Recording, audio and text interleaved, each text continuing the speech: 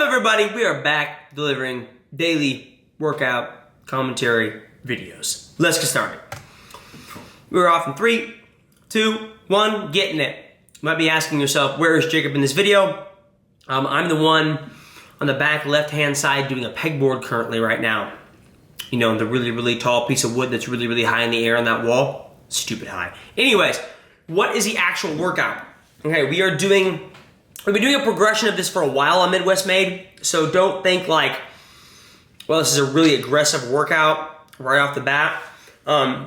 We've been doing a lot of workouts the past couple weeks, which have involved bent over rows, barbell bent over rows, right into pegboards, and then usually right into some weighted ring muscle-ups. We've done that for almost like 2 to 3 weeks now, where we've kept the barbell bent over rows the same weight and the same reps, but we've increased the amount of pegboards and the amount of muscle-ups, and it's all with a 20-pound weighted vest.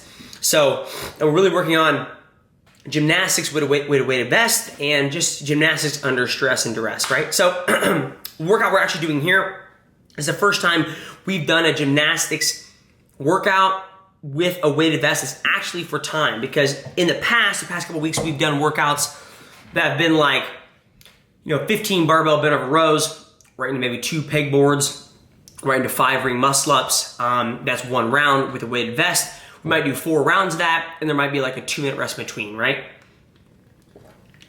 So this is the first time we've done where it's for time, which is cool. I'm excited for it. I was excited for it, and I'm excited to talk to you guys about it. So what's the actual workout now that we're like 90 seconds in? We are doing 3 pegboards for time. For time, we're doing 4 rounds of 3 pegboards, a 60-foot handstand walk, which is down and back on these cones, and then 6 ring muscle-ups. My goal going in this workout was to do the whole thing unbroken and not to break. You might ask yourself, like, okay, again, the handstand walk, it has to break at 30 foot, but everything else was unbroken. Could I have gotten a faster time had I broken? Possibly. I think the only real thing I could have broken that would have gotten me a better time would have been the muscle-ups.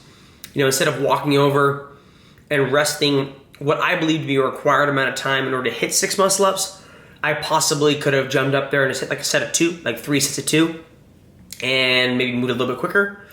But my goal going in this workout was, I had 2 goals actually. One goal was I want to do this whole thing unbroken. I want to do every single round of pegboards unbroken, meaning touch and go for 3 pegboards, which got really difficult. I want to do every 30-foot handstand walk unbroken. 2 30-foot handstand walks equals 60. And then I want to do my 6 muscle-ups unbroken. My secondary goal was I wanted to do this workout in 12 minutes because you have 4 rounds of 3 movements. Therefore, if you kind of break it down, you really have a minute per round to do each portion, which is doable in a sense in certain movements. So unfortunately, doing 3 pegboards in a minute is doable the first time you do it, right? If you go back and watch the beginning of my film, I think I was able to get my 3 pegboards in 50 seconds done. But it's not necessarily doable for the remainder of the rounds, because it's not like I get on my muscle-ups and I run over there and knock out 3 pegboards, right? So it probably equates to itself to be more like 90 seconds for pegboards. So if you figure your round 2, 3, and 4 are gonna take you 90 seconds for pegboards, your handstand walk will probably take 30 to 40 seconds, right? And your muscle-ups is gonna take a little bit longer than the remaining round. So my first round, I was easily 20 seconds under my 3-minute cap per round kind of concept, which I want to keep, not really a cap, but my goal. But as you see, as I progress, the fact that 90-second pegboards eat into your 3 minutes, and that's half your time right there. And really when it comes to pegboards, it's kind of like heavy snatches, I feel like. If I told you to do 3 heavy snatches at a percentage of weight, and your first one you fail, you might rest a lot of time to prepare for your next rep, right? It's kind of the same way for pegboards. Like if you start out in a pegboard and your first pegboard of 3 isn't very good, like maybe you miss your hole or you struggle to get the peg in the hole, it really degradates, that's the word I used in the last video, degradates. It really degradates or detracts from your ability in your second and third rep. And I think you'll see that in my third round. I think my third round, I don't think I missed the hole. I think I just had a hard time putting it in there. And so, please leave your that's what she said jokes at home. And so that was my first pegboard rep. And it really affected my second and third rep because I was like, when you sit there in that static hold, you're trying to like get it in there and you keep missing, you're holding that other arm and it stresses it out, and then it just doesn't fare too well for the rest of the pegboards. Like I mentioned, anyways, my goal is a minute per movement, which I wasn't able to do if you keep watching, and that's mainly because pegboards take 90 seconds. I mean, look at here. I'm done with my third round, done with my second round before the 6-minute mark, but only by like 10 seconds. My first round, I think I had 25 to 30, and now I have 10 seconds, so I've lost 20 seconds, and I'm even more tired for my pegboards now than I was after my first round, so it's just gonna go downhill. So, I mean, overall, like looking at this and watching this, I'm happy with how I performed. It's not a fast workout by anyone's means, especially if you're trying to do it unbroken. It's not a workout you can be like, done with the pegboards, kicking up and going. Done with my handstand walks, I'm doing muscle ups. I mean, if this was a workout without a weight vest, then it would be a whole different ball game. You'd be able to knock out 3 pegboards unbroken, no absolute problem. You get in with your pegboards and you'd be kicking up and going on your handstand walk, and you would rest probably you'd rest between your muscle ups and your pegboards more than anything else, because pegboards is something that can really fail and struggle with, because since it's so long, right? Like muscle ups, when I kick up and do when I jump up and do muscle ups with or without a weight vest, 6 reps probably takes you somewhere between 20 to 24 seconds. But pegboards, are gonna take you 50 to a minute 20, and so that's a lot of time under tension, and so you really have to rest before you start it. So that's kind of the difference there. If we took out the weight vest, it'd be a whole different ball game, and the same can be said about any workout, really. This is the round where I really started struggling in pegboards. You can tell it's not as fluid.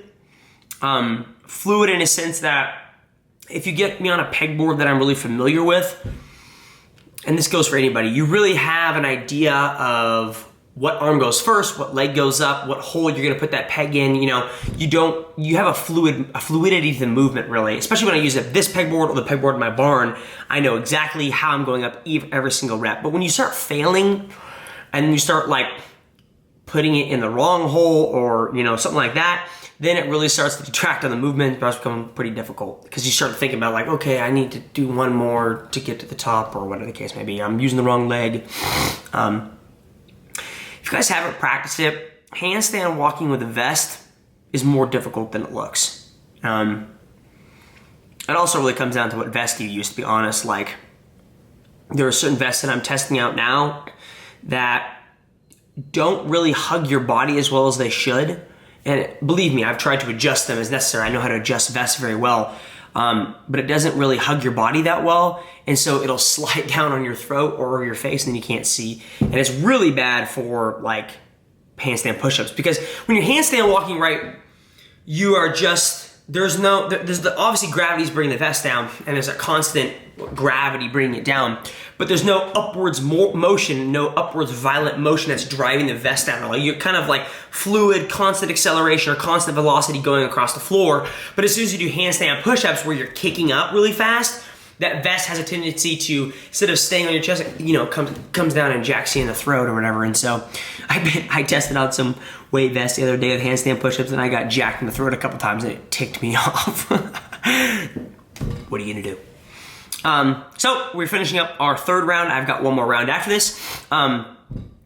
Jake wasn't here last week. He was actually at home shingling his parents' house. And so if you watch Jake, this is a really good segue into scaling options, is Jake isn't great at pegboards, even without a weight vest, which is something we are most certainly working on. I mean, to be honest, pegboards is a very high skill movement, so it's not like I expect you to roll into the gym and be good at it. And I don't expect you to like be a master at it. It just comes with practice and time. But I think in his third or first round, I actually said, hey, don't go to the top of the pegboard. Just go up halfway and come down like twice. So he's actually, I think, only doing one pegboard rep, I think. Andrew and him actually started before me on this workout. I had to kind of start at a random time because I knew I was going to be faster at the workout, and I didn't want to catch them immediately and then have to like wait on a pegboard or whatever the case may be, you know, because we only have one pegboard. So, yeah, but Jake's doing a kind of a scaled from a week ago. It's still for time, but instead of doing muscle ups, his neck was bothering him. So instead of doing muscle ups, which goes for anybody who can't do muscle ups, he's doing just ring dips and ring rows, which is still very difficult and honestly might be more difficult than doing 6 muscle ups, right? I don't know how many he's doing, but let's assume he's doing 6 and 6. Like if he's doing 6 ring rows and 6 ring dips, that's more difficult than just doing 6 muscle ups. Now, he's probably capable of jumping up there and immediately doing them. As I say that, he's probably capable of getting into that and immediately doing his 6 or how many he's doing, whereas I'm resting before the muscle ups, but it's still a really good sub. He's actually doing kipping ring rows here, so if you tell, you can't see because my box is in the way, but he'll drop his hips to the ground and he'll essentially kip up and drive his hips forward in order to touch the rings to the vest. And that's what we did last week. Of course, last week it wasn't for time, so he's kind of doing a hybrid version of it. So, Andrew mentioned to me that this is where he failed the muscle up, so let's watch. I love you, Andrew. He did mention, I think at this point he was yelling at somebody, some imaginary person that made him fail. Scaling options for this workout. Obviously, first things first is if you can do this workout, try it as is. It's a great job. I think the time cap we set for was 16 minutes. So, to be honest, I don't think Andrew or Jake made the 16-minute time cap. They kept working just to finish it. Just bear that in mind. Like, even though if we set time caps in like a legit Metcon we care about, we'll stick to it. But sometimes Andrew and Jake will just kind of just do the work just to finish it because it's important. You know, it's kind of skill work, but for time concept. But other than that, if you can do it with a 16-minute time cap or just finish it. If you can't do it with the weight vest, then just don't do it with the weight vest. There's nothing wrong with doing pegboards, handstand walks, and muscle ups without a weight vest. I mean, it's still good skills and you're still learning a lot. The next scaling options is, you know, obviously if you're not good with pegboards, a good sub for pegboards that I usually teach is either strict pull-ups or strict towel pull-ups. You know, put a towel and do towel pull-ups. There's honestly not a super amazing sub for pegboards, unfortunately. You know, like if you had to sub out legless rope climbs, you just do like a hand over hand sled pull. It's pretty similar. But in terms of pegboards, it's not really a great sub for it. But towel pull-ups or strict pull-ups is a pretty good sub, decently at least. Handstand walking, if you can't do handstand walking, one drill that Andrew and I have in how to handstand walk tutorial video in further back in our videos, like maybe a long time ago, we actually put our feet on a 30-inch or 24-inch box and essentially like a Pike's Peak, like locked out with our arms, with our feet on the box, right? So we're kind of like this almost. And we would just kind of walk around the box in our hands. Like every rotation would equal like 20 feet or whatever. So maybe like do 3 rotations around the box and it still teaches you shoulder control and pressing out. And then of course, good subs for muscle ups is what Jake is doing, which is just ring rows and ring dips, which I think he's doing ring dips. I didn't see him do any. Maybe he's just doing ring rows, which is fine. But that's a pretty good sub for those movements. So yeah, pretty solid workout. I'm sure, and this is the first week we've done it for time in our Midwest Made programming. So it might change in the future.